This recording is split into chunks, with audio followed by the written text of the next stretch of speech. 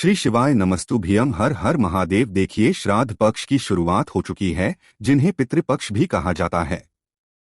ये जो 16 दिन होते हैं, ये आपके पितरों के लिए समर्पित होते हैं।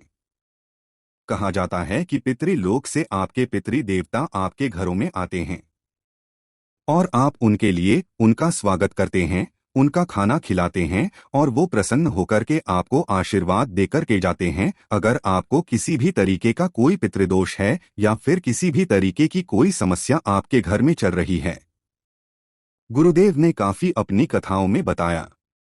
मैंने भी आपको कई बार अपनी वीडियोज में बताया है कि पितृदोष के क्या लक्षण होते हैं और उनसे निजात पाने की क्या क्या नियम है, क्या क्या उपाय आपको करने हैं। उसी तरीके से पूज्य गुरुजी ने एक बहुत ही अद्भुत सी चीज बताई है। गुरुजी ने बताया कि एक ऐसी कौन सी चीज है जिसे थाली में रख देने मात्र से आपके पितृ देवता बहुत ज्यादा खुश होते हैं। और अगर पितृ देवता खुश हैं ना आपके, तो आपका पूरा परिवार खुश रहेगा। परिवार में कभी बीमारी नहीं रहेगी, कभी क्लेश नहीं रहेगा, संपदा की कभी भी कमी नहीं रहेगी। तो अपने पितरों के लिए, उनके पितरों के आशीर्वाद पाने के लिए इस वाले वीडियो को पूरा ध्यान से सुनिएगा। पूज्य गुरु जी ने जैसा अपनी कथाओं में बताया वैसा भाषा में आपको बताने का संपूर्ण प्रयास करूंगा, परंतु उससे पहले आप सबसे छोटी सी गुजारिश करूंगा कि जो लोग पहली बार आए हैं ना, चैनल को जरूर सब्सक्राइब कीजिएगा और वीडियो को लाइक करके महादेव जी का कोई सा भी प्यारा नाम कमेंट बॉक्स में लिखना मत भूलिएगा। साथ ही साथ पितरों के आशीर्वाद के पाने के लिए मैं आपसे सवाल जरूर पूछना चाहूंगा। अगर आपको पता है तो कमेंट बॉक्स में जरूर लिखिएगा। आपको बताना है पितृलोक जो है उनके देवता कौन है। वापस पूछता हूँ, पितृलोक के देवता कौन है? ये आपको कमेंट बॉक्स में मुझे बताना है और जो भी सही आंसर देगा उसका नाम मैं अगले वीडियो में जरूर बताऊंगा। ठीक है ना? और कहाँ से है आप वो भी जरूर लिखिएगा।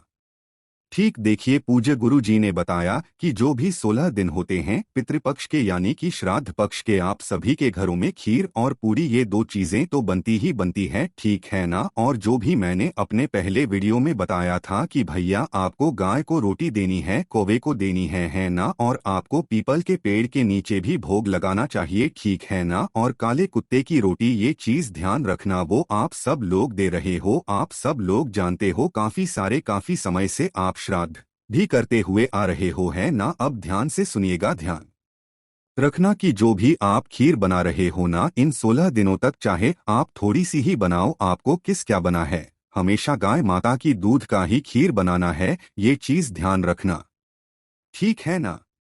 ये वो चीज नहीं है जो गुरुदेव ने बताई थी। मैं आपको सिर्फ छोटी सी जानकारी दे रहा हूँ। गाय के दूध की ही खीर बनाना, चाहे थोड़ी सी ही परोसना, ठीक है? तो पहला काम तो ये तो आप कर ही रहे होंगे। अब मैं बात करते हैं कि गुरुदेव ने ऐसी कौन सी चीज बताई है, वो है उड़द की दाल, है ना? अब ये उड़द की दाल का क्या प्रभाव है वो मैं आपको बताता हूँ, देखिए ध्यान से। गुरुदेव ने अपनी कथा में बताया कि जो काली उड़द की दाल होती है ना, पितृपक्ष में जब भी आप थाली परोसते हो अपने पितृ को भोग लगाने के लिए, उसमें उड़द की दाल का होना बहुत ज्यादा जरूरी है। इससे आपको पुण्य फल प्राप्त होता है, आपके पितृ जो है वो संतृप्त हो जाते हैं, उन्हें तृप्ति मिल जाती है। पहला काम तो ये भैया, दाल किस तरीके से रखनी है? क्या हम ऐसे ही रख दे? अगर ऐसे ही रख देंगे तो हमारे पितृ देवता खाएंगे कैसे या फिर उसे ग्रहण कैसे करेंगे? पहली काम तो ये चीज हो गया। तो गुरुदेव ने ऐसा नहीं कहा, उन्होंने बोला कि उड़द की दाल का बना हुआ चाहे कोई भी आप चाहो तो आप उड़द की दाल की इमरती ले लीजिए, है ना? इमरती आप ले सकते हो, इमरती नहीं ले सकते तो उड़द की दाल के जैसे दही बड़े आते हैं, तो इस तरीके से आप बड़े बना सकते हो, है ना? वो भी आप उनकी थाली में जरूर परोसना। अगर वो भी ना हो तो आप अपने घरों में उड़द की दाल के पकौड़े बना लो, ठीक है ना? ध्यान रखना कि आपको इन सबके अंदर लहसुन और प्याज का बिल्कुल भी काम में नहीं लेना है।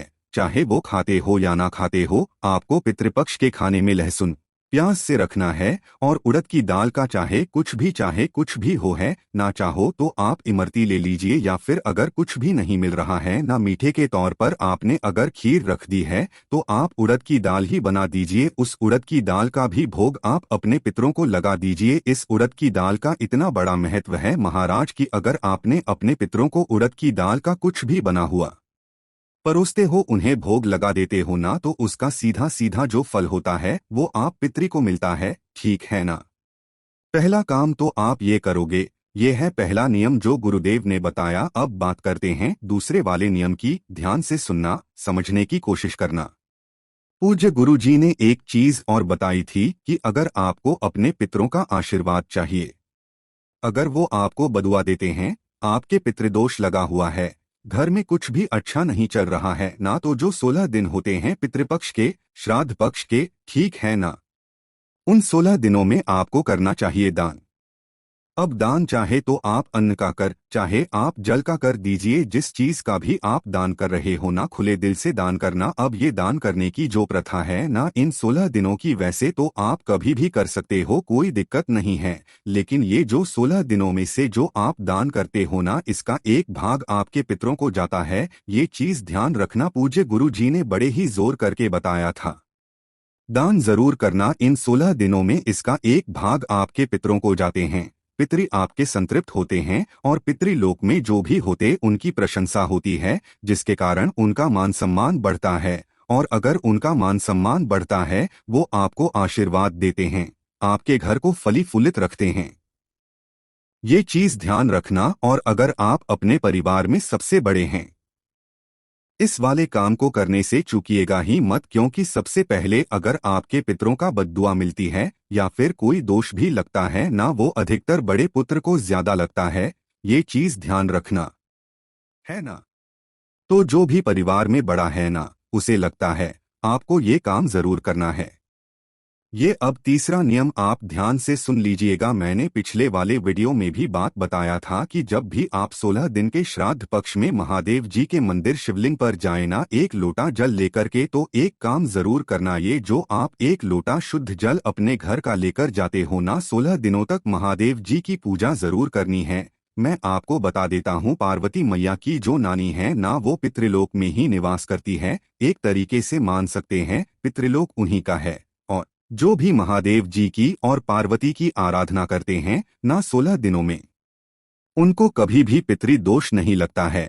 पितृ कभी भी उन्हें परेशान नहीं करते हैं। ये चीज ध्यान रखना, ठीक है ना। तो इन 16 दिनों में आपको महादेव जी की शिवलिंग पर जल समर्पित करना है। उसका नियम और कारण समझ लीजिएगा। आपको है ना उत्तर दिशा की तरफ मुंह करके खड़े हो जाना है ना। अपने पितरों का स्मरण करके एक लोटा शुद्ध जल देव आदि देव महादेव जी को समर्पित करना है।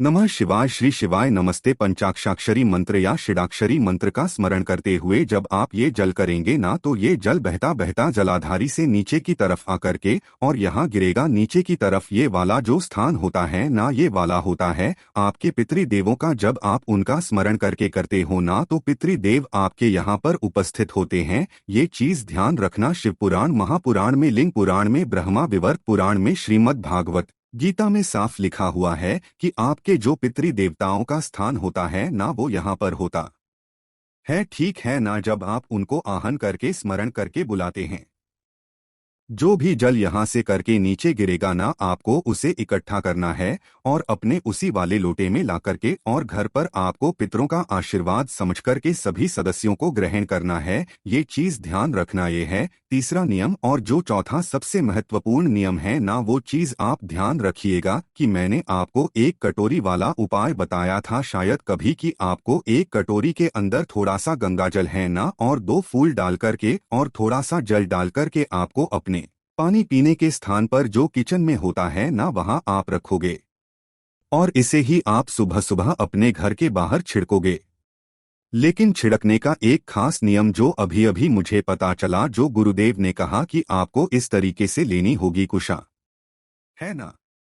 कुशा नहीं मिलती है तो आप दूध भी ले सकते हो, जो घास दूध आती है ना, दूर्वा, और वो भी ले सकते हो। लेकिन इससे 1000 गुना ज्यादा महत्व है किसका?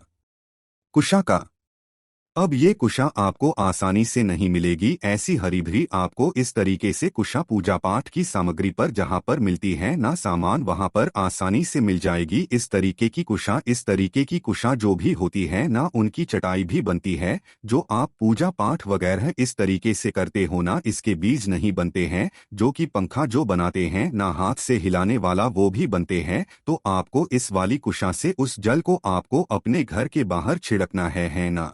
कुशा से इससे आपके पितृ देवता बहुत ज्यादा प्रसन्न होते हैं। और जब पितृदेव आपके घरों में प्रवेश करते हैं और आपने यहाँ पर ये सब कुछ छिड़का हुआ रहता है, तो आपके पितृ इतने प्रसन्न होते हैं, वो घर में आने से पहले ही आपको सभी को आशीर्वाद दे देते हैं।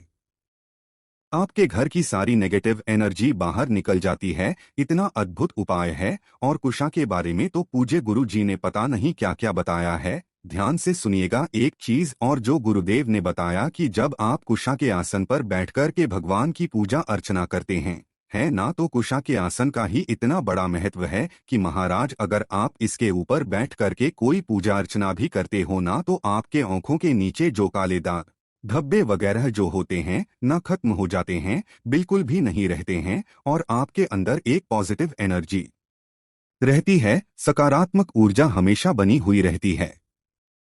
इस पूजा का इतना बड़ा महत्व है महाराज, और पितृपक्ष में तो इसका बहुत ही बड़ा महत्व है। तो आप जब भी कभी कोई पूजा के लिए आसन, आजकल तो के नए नए आ गए, कोई दिक्कत नहीं है, गुरुदेव ने उनके लिए भी मना नहीं किया, लेकिन इसका खास महत्व बताया।